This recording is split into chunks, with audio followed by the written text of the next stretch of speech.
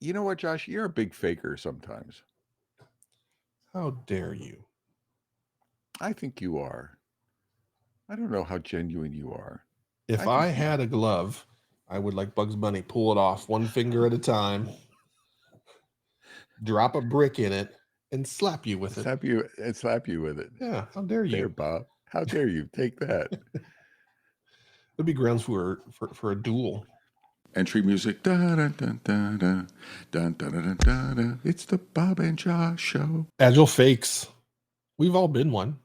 It's okay. We're going to talk through the fact that there are some honest fakes and some dishonest fakes. What you can do about it, how you can grow yourself from it, and what not to do.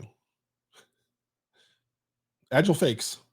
We've all had to fake it a little bit. You fake it until you make it. I know I did that. That's part of life. But some folks never get out of the faking it mode. What damage does that do? How can you recover from it? How can you prevent it? That's what this episode is all about. We had a technical glitch at the end on my part. So Bob carries us home in classic Bob style. Make sure you watch till the end. On to the episode. Agile fakes. How do you deal with them? What do you do? Are there anything but malicious fakes? Or are there honest, I don't know I'm doing it fakes? I think that kind of fits Bob. He's just a gentle guy. I just a gentleman. This so Metacasters. This comes from Matt Rowe, and Matt sent us some questions, and one of them, he was talking about fake Scrum Masters. So Scrum Mastery, uh, and fake, and he wasn't specific as to it, but we're not categorizing it, but it inspired us. And so Josh and I are generalizing that theme in this episode to talk about fakery, um, not just in Scrum Masters, but fake coaches, fake Agile leaders. So in an Agile context, are there fakes? And I suspect the answer is yes. I mean, are there categories of fakes? Are Mhm. there honest fakes, if you will, that people just don't know any better, don't know what they don't know, etc., and what to do about that? And then are there malicious fakes? Um, and those are fakes that sort of they should know better, and but they but they don't, and they're Mhm. driven by something else. So where do you want to go, I am Josh? going to go probably in a different direction than one might expect, but I believe the largest category of agile fakes are not self created. And they probably know they're a fake, but they just have to kind of go along with what's been set in front of them. It is those team members of companies that want to go agile. So the company's solution is we're going to send a handful of you to a Oh, certification class, and you're going to come back, and now you're going to be a product owner or a scrum master, and you're going to help train the rest of the organization to become agile. And the number of people that I've met or talked to that have been down that path and feel like a fake when they come back and don't have the confidence to do what they've been asked of is difficult and painful for them, and they're unfortunately put in that position not voluntarily. So that, to me, that's the largest swath of fakes that I see across the board is, hey, I know I'm a fake and I kind of wish I wasn't in this position, but I've been told by my company slash bosses this is who I have to be. Tough I spot. I hadn't thought of that, but I think you're absolutely right. I don't know if there's a larger. I mean, there could be Agile leaders. That could be a larger. That could be a Mhm. larger group. But this is a large group.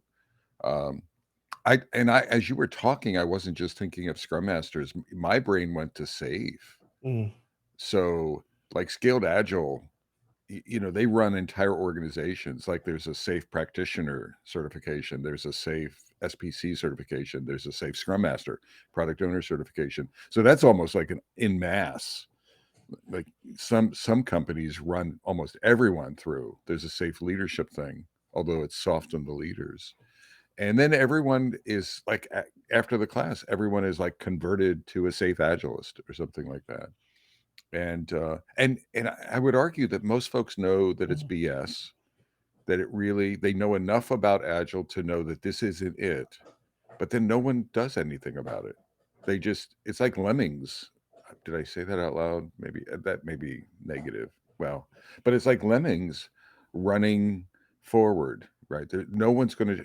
There's a lot of challenging. So a lot of folks are like faking it, maybe fake it till you. What's that? Fake it till you make it, I guess, or something like that. But large So groups, you're saying, and I think you're right, that there could be a whole organization of known fakes of, yeah, hey, we recognize that we haven't practiced this yet, but yet we're going to come back to home base and be expected to deliver in this manner. And likelihood is you're going to stumble, fumble your way through it, not by any fault of your own, but just by the reality of this is your first crack at it and you're yeah. not going to nail it right out of the gate. Like there's nothing like that, especially with the complexity of safe and what that has become. It is not a simple solution. So nailing that right out of the gate is feels really difficult. I don't think I think these are honest fakes, Yeah, or agreed. right. These are not these malicious, ill intent fakes. These are honest fakes, and they're just going along. Um, another aspect of it, I think, is I think a lot of folks.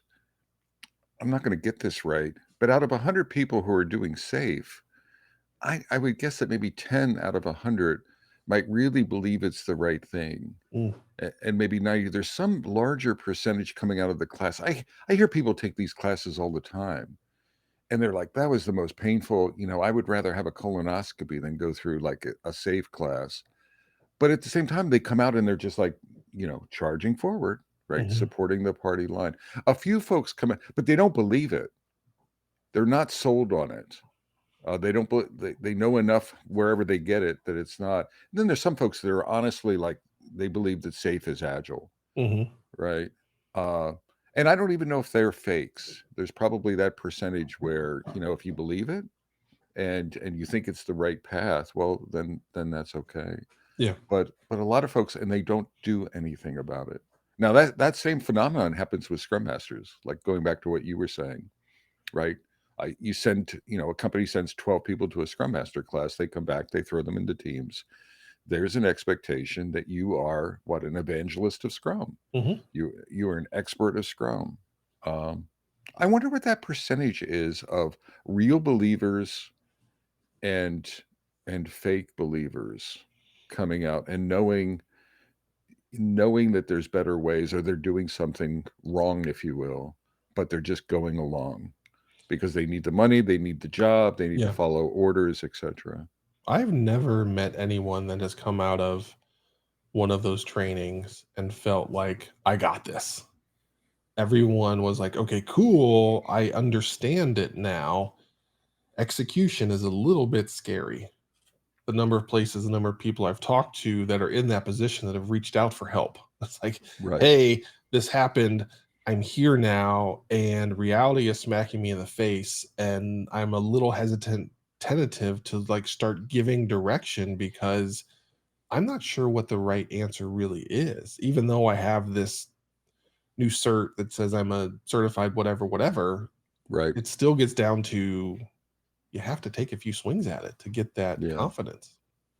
Now, I, And I do think on the organizational safe side, it's more an en masse.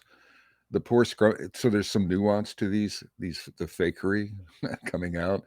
Scrum masters, I think you do the scrum masters a disservice because they come out of the class and very often they're thrown into a full time role and mhm, they don't have the experience, right? So they know they're fakes, and they probably, I mean, it's probably a really terrible position to put them in. yeah, it is. So the scrum, scrum.org, or the Scrum Alliance said, if you look at the Scrum guide, you were supposed to coach up. So now you have some poor senior developer. They get sent to a class. They come back. They're an introvert. They haven't negotiated with a leader to save their life in their entire career, and now they're supposed to coach up, for God's sakes, right? Mhm, After a 2-day class, or even they're supposed to facilitate sessions with their team members, and there's conflict, and that's really challenging. yeah, And so they're faking it, and they know they're faking it, and they feel terrible, not terrible about the fakery, but they feel like they're in a really weak position. yeah. They're Go ahead. It's a terribly irresponsible thing for corporate leaders to do to put someone in that position, because you are setting them up to fail. Yeah. You are setting them up to be defined as an expert and a leader based on 12 hours Yeah. of classroom Yeah. learning. Yeah. And it's a complex role. Yeah. I mean, I can see people like to master Scrum Mastery is probably at least 5 years or Yeah. something. I mean, there's no time frame, but it's not after a class. And there's different contexts. I mean, very often those folks have different teams. So one team is in a totally different context and challenge. So Yeah. now I'm scrum mastering two, and that I'm lucky if I have two teams. Some people have 5 teams, Yeah. you know, 2, 3, 4 teams, and it's like, well, crap. I'm trying to do it differently, and how do I figure out the nuance across that? Yeah. So absolutely. Well, let's jump to the malicious side. I want to get. And You read my mind. Yes. yeah, yeah. Let's dig into some of that. I have an example in my mind, but I feel like you have one lined up a little bit more ready to tackle. No, I want to go with yours. No, okay. Um, One of the weirdest things that I've seen is, as I've been creating more agile content and just starting to look around and see what other people are doing, there's a whole group of people that are stealing somebody's content and republishing it as their own and selling Oh, it. And I'm like, so I of course, being the guy that I am, I reached out to that person and like said, "Hey, your content's great, and I'd like to hire you to be a trainer for us. But hey, do you have content that talks about this?" And they, of course, said, "Yeah, sure. Let me get back to you tomorrow." And they came back with something that, again, clearly was stolen from someone. And now, like, I'm not sure what to do with this person. Like, how do I? Like, I feel like one of those. If you ever watch Mark Rober on YouTube, if you don't, you should. But there are multiple times where he goes after scammers and gets them ratted out, basically, and helps people that are getting wrapped up in these problems. So I'm trying to figure out how I can help other people that are out there that are creating content that's getting stolen and resold, because it's just that, like, that's a straight up malicious, I'm an agile expert, buy my content and you're going to right. be whatever. I That's would the most say malicious one I've seen. I'd say let them know. I mean, Yeah. I've seen people outed on LinkedIn, uh, publicly, and then Yeah. people weigh in, and literally the pictures in LinkedIn are this is the content, this is what someone wrote, and this is what someone else, this is what the original IP owner wrote, and it's a copy.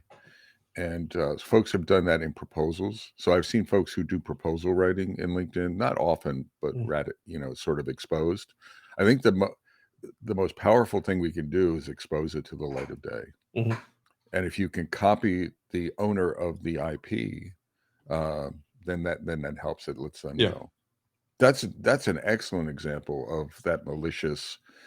Even quoting people or not. It's not just Oh, I written see. or Yeah. proposal, but saying things that other people are saying, but not giving credit. I don't know if you've ever noticed in my material in my Yeah. classes stuff, I try to over acknowledge the sources of my material. Mhm. Just be over clear if I ever grab something. It's just good form, even if it's in like Creative Commons. Uh, Even then, I'll try to over amplify it. But a lot of people don't do that. There's a lot of people. I'm going to bring it to coaches or subject matter experts. I see a lot of folks. I think it's malicious. Is it axe murder malicious? No, it's not. It's not at that level. But there are coaches that I think most of them know better. Like when you put up a coaching. So I have a story. There was a guy I know who trains um, Scrum Masters, and he ran someone through a 2-day Scrum Master class. And they came out of the class, and he heard it through his client. So they then came out of his class and went to one of his clients. I don't even know if they knew it was one of his clients, and they applied for a Scrum coaching position. And in the interview, they referenced the training and the relationship with him. They alluded to having coached with him. right, in the interview. They got the job. They were in it for 2 months. The client realized that they were incompetent.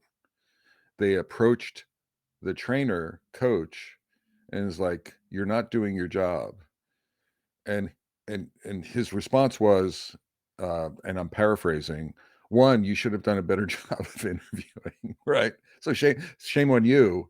But also, I just taught them in a class. I've never worked with them. They came to a 2-day class. They gave me, N $100. I gave them a certification. They're not a coach. Right? They're not a coach. Now that person, what is it, malpractice? They presented themselves as something. That's to me is malicious. And that's an extreme example, but I see so many coaches. I joke about it. You hang out agile coaching as a role that you have on LinkedIn, and you know in your heart I'm not ta you have no skill in that area, or you have so little skill in that area that you are it's malpractice for you. It'd be like a brain surgeon. What I've dissected the brain of an ant, and now I am a brain surgeon, and I'm publishing myself as a human brain surgeon on LinkedIn. It's incredible malpractice, and I think it's malicious. And most coaches, I'm gonna take a walk in the wild side. I'd say 80 people who say they're 80% of the people who say they're coaches, some large percentage are maliciously misrepresenting themselves, and they know it. Now, they may not know the depth and breadth of how bad it is, but they know that they're not a coach. And I think, what are the drivers for that? Ego, right? Money. Did I say money? Title, power. Those things are the driving forces for that. And it breaks my heart, and it also aggravates the crap out of me because it undermines the the valid coaches that are out there, or the inexperienced coaches who are busting their asses to try to become a better coach, right? Who are putting in the hard work, right? It undermines them. Yeah, to me, that's the most frustrating but largest impact that that has is it begins to devalue the title and the word and the craft because such a large percentage of folks aren't great at it but are sold or are selling themselves as that. And this is one of those things that going upstream, it's to me so money driven, and especially at the training level, because these training classes, because the roles became so hot both Right, from a need and a pay, that it was easy for someone to stand up we're going to train you to be a XYZ. And I think right. it's a similar percentage of people that are out there just to get as many certs in and out the door to make the money to do the things, versus the guys like our friend like Ryan, who it's his business as a training business, and he has good people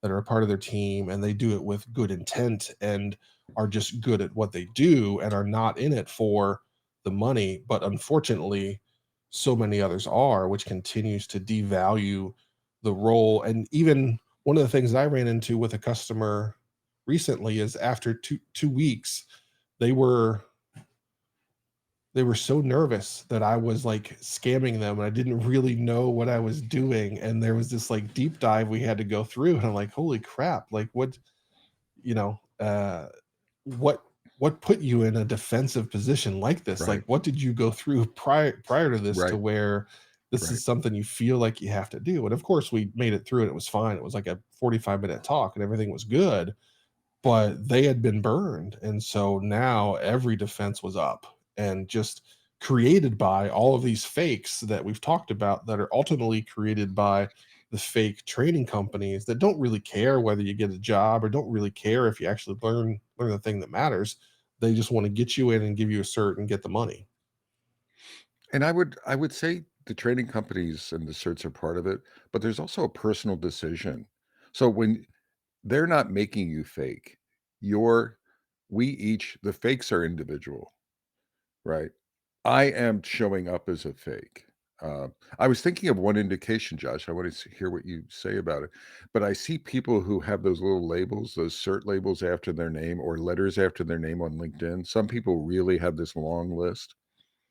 I might, as I was thinking about it just now, I'm like, maybe it's an indication of fakery. The more letters you have to after your name, uh, the more there's a probability that you're faking because you're leading with letters as opposed to leading with skill. I wonder what your Yeah, reaction to that is. it's assuming positive intent, I'm going to assume those are honest fakes. And based on a Yeah. lot of job descriptions that they've Yeah. read and other Okay. things, they are led to believe that by having all these letters after my name, that means I'm qualified to do a thing. And again, they've been sold up the river of like, hey, if you come to this class and get this thing and get this thing, this is going to open these doors. And while it will allow you to get through the first or second round of that hiring process, um, ultimately there's going to be some sort of check Yep. or test about can you make this happen. And just because you have those letters doesn't mean you can't. But the concern I have is that you end up spending most of your time on getting all of those letters versus practicing the craft. And Exactly. so that's where I get nervous whenever it comes in. And I used to be really standoffish about it. Like the more letters you have, the less I think of you. And again, I just learned that was wrong. It Yep. was ridiculous. As I started talking to people that actually had that and understood why, because it is, yes, it's a personal responsibility that you have, but there's a there's just an expectation across the industry that that's a thing. Look, No, no, no. find an agile job description that isn't asking you to be certified in Yep. something. There No, aren't you're many that right. aren't. No, I'll take that Yeah, correction. I even think there's, as you were talking, I think there's a cultural aspect to it. So certain cultures are more inclined towards certs than other cultures, and you'll see. But again, I'll leave it at that. I think you're yeah, absolutely yeah, right. yeah, I want to switch gears and bring the fakery to agile leaders. Um, so I think whether they have classes or not, I wonder if leaders are faking, and maybe there's some malicious and honest. There's probably a mix. But when an organization goes agile, every leader, I mean, I hear this, oh yeah, okay, I get agile. I'm an agile leader now, right? I'm being asked to do it. Cool. It's not a big deal. I was agile before it was agile, right? And I'm agile now. And so they're not changing, and to me, they're faking then, right? There's this notion there's faking. Even if they take a leadership class, there's the practice or the doing of it. So I think that's another large group. I wanna hear your take on that, the leaders at different levels in organizations. What do you think?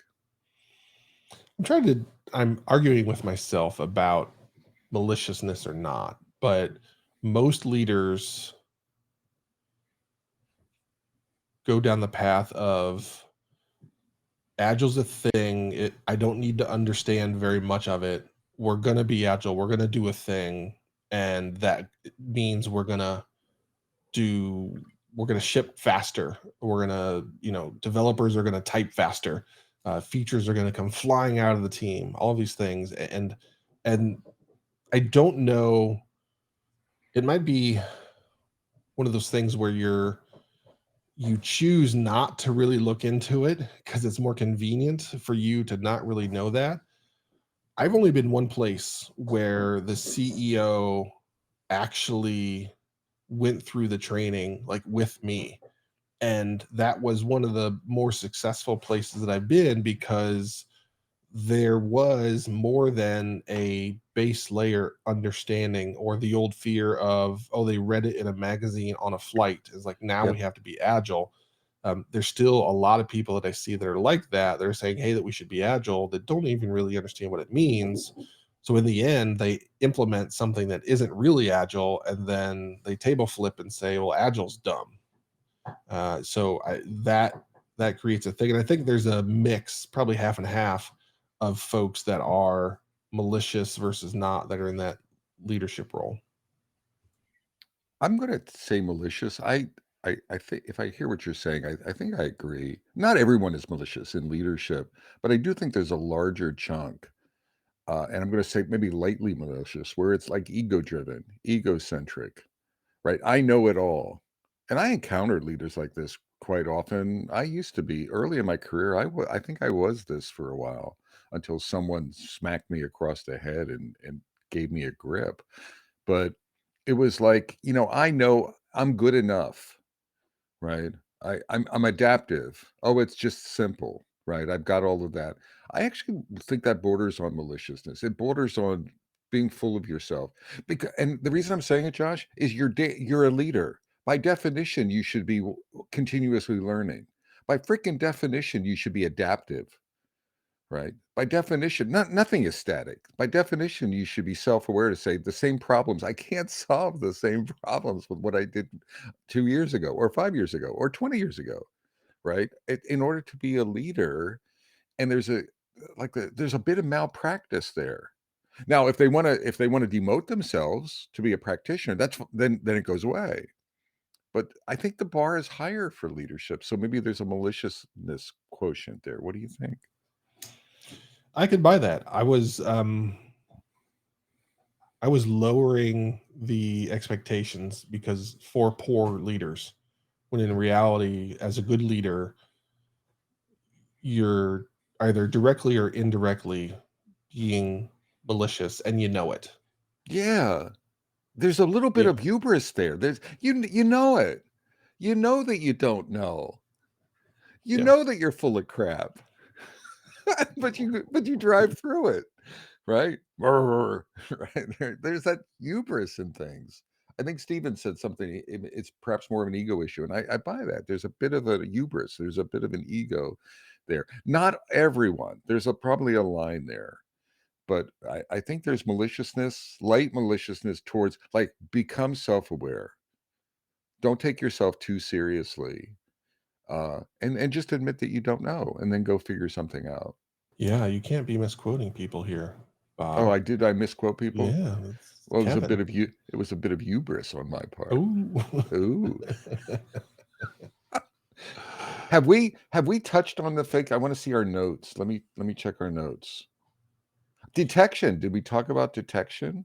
before we go there, I want to make a controversial point. And granted, it's in a safe space to make this point, but is safe the ultimate fake? I mean, you're hitting me at the wrong day. So, Metacasters, I just published a safe thing this morning. My head exploded yesterday. I noticed, I don't know when the announcement was, but Safe 6.0 what has been released recently or announced recently or whatever. And I just happened on it yesterday, and I was reading the release notes or the what's in it notes and things like that. And it just, and if you know me at all historically, it just ticked me in the wrong direction. I just got aggravated with it. I think safe is the ultimate fake. I would buy that. Yeah, If agile execution and dynamics is the premise, driving to agile ways of working, and I, you know what, I'm going to be even more controversial, Josh. I think Dean Leffingwell knows better, right?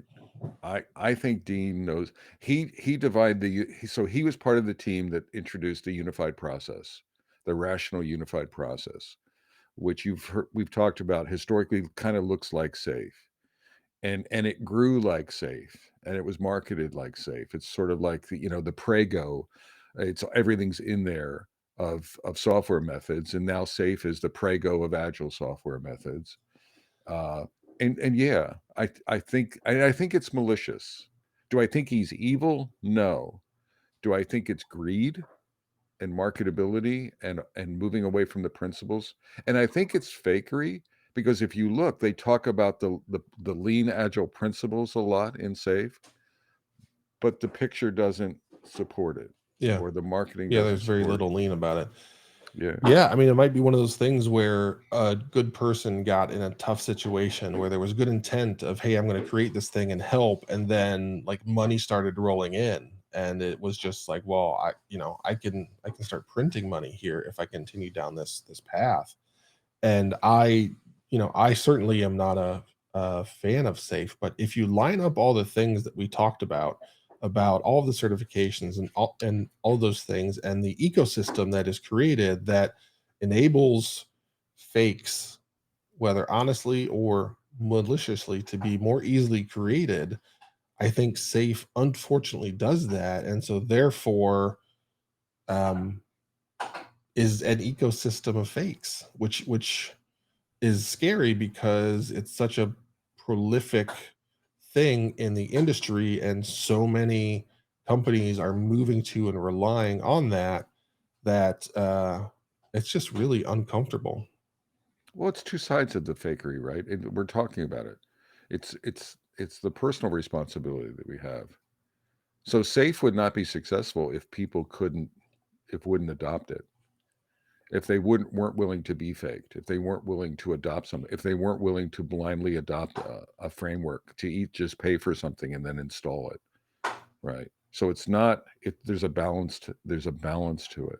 You need a market for it, right? You need a market for those dynamics, and that's people bring that up as defense sometimes, right? Safe doesn't do any harm. You're right. There's two sides to the equation. There's the safe side, and then there's the receiver side, Yeah, the knowingly trying to find the silver bullet that I correct, can drop in correct, place, kind of correct. like, brush off my hands and say, "Hey, we're good now," and assume all of the hard work that is required to really become agile just doesn't exist anymore.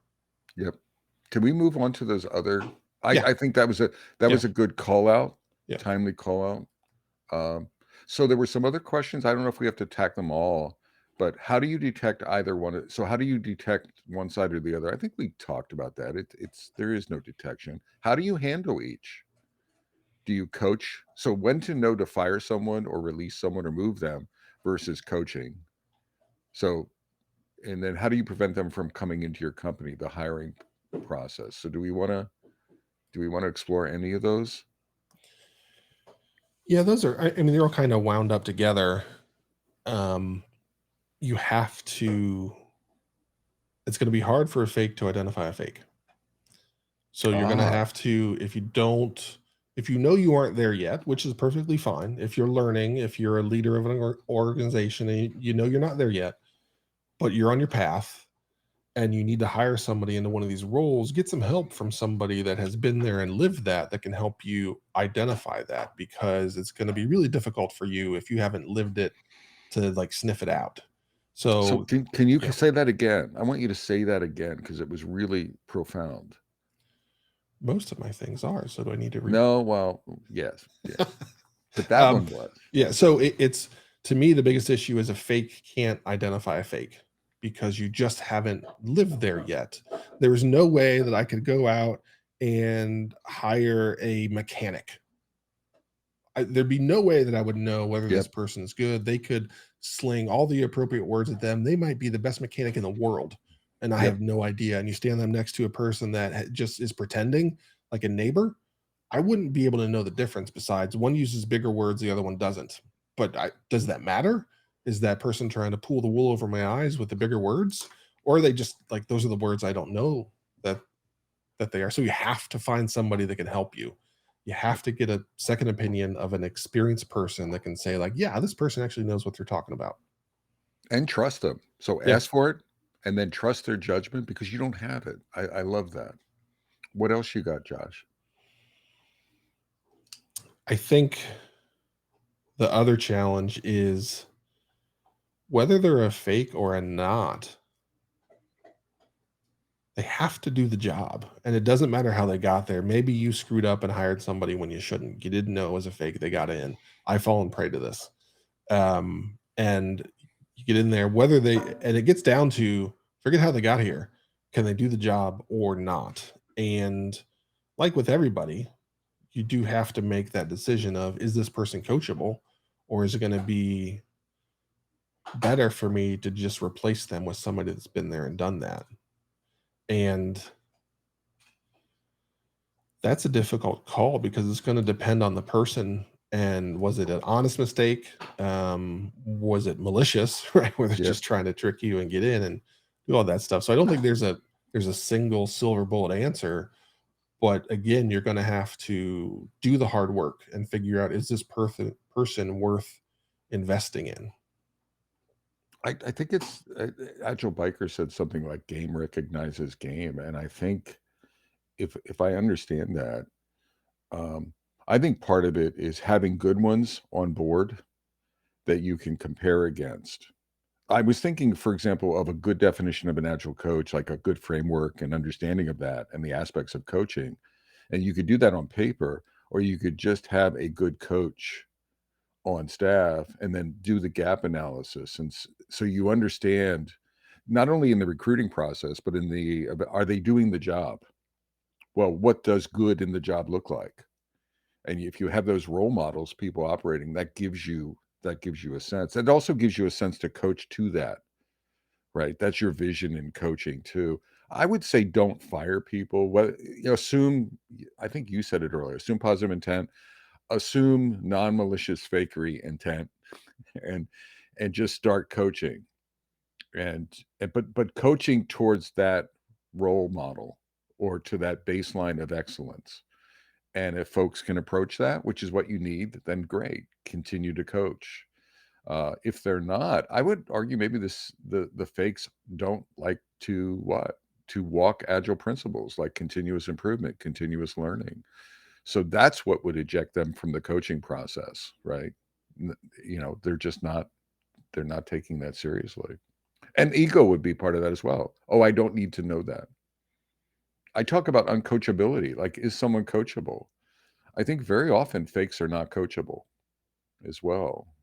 Yeah, because the real coaching would require that effort of personal reflection and improvement and all of that. And if you're a malicious fake, you're doing everything you can to get around that.